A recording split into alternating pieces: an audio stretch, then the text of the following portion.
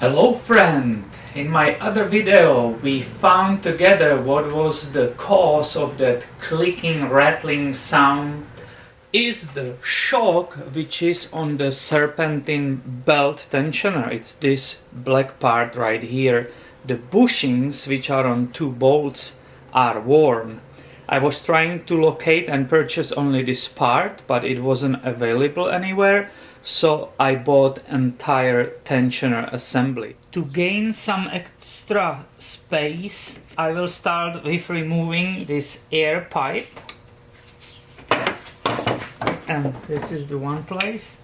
It gave me beautiful view of that shock which is attached to the tensioner. And you can see how it's wiggling because the bushings are loose. And of course it will be the best if we can change just the shock. So I can see that top bolt for the shock, it's relatively easy to access. But there might be the problem with the lower bolt, the one which is on the bottom. I'm pointing that screwdriver down there.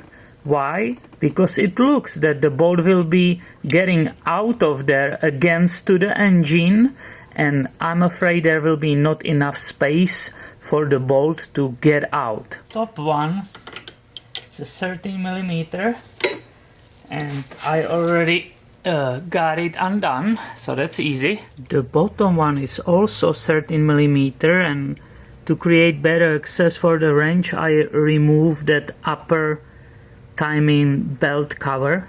This is the detail of the lower bolt. And let's see if there is enough space for that bolt to release that shock. Here you can see perfectly the detail of the problem. Of course that bolt is too long and they didn't allow enough space for removing it. It's already hitting timing belt cover, the lower part. It was so close that I didn't give up and was able to wiggle it out finally, and here you can see the situation. That's the old shock, this is the new assembly, and this is the bolt. If that bolt was shorter, maybe 1mm, we were easily able to remove it. Also now the inspection of the failed shock. Not only that bushing here, it's completely loose right here, but also look, the shock is not giving any resistance at all. So it wasn't just the bushing, but the entire shock needs to be replaced. Now I have both shocks side by side, and I can feel the resistance of this shock. Is almost impossible to move it. Here you can see that lower shock bolt, which is too long for easy removal. So what I will do, I will grind 1mm approximately of the top. The thread will be very tiny bit shorter, and that will make the installation way easier. And that was all what is needed, just that 1mm. Look how easily it slides there. Here you can see the new shock in the place. So I will install everything back and we will check if the rattle is gone. For those who would like to replace only the shock and not entire assembly, here are some numbers.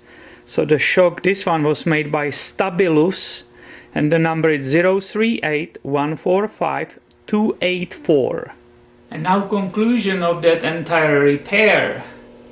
If there wasn't problem with removing that bottom bolt, it is no-brainer, and it's definitely really fast replacement, only the shock.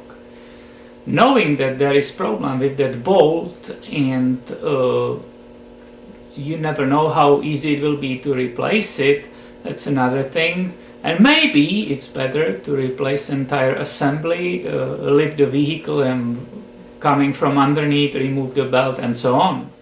Interestingly, I had absolutely exactly same problem on my 99 Mercedes-Benz E300 Turbodiesel, doing the same exactly job. It was the shock for the belt tensioner.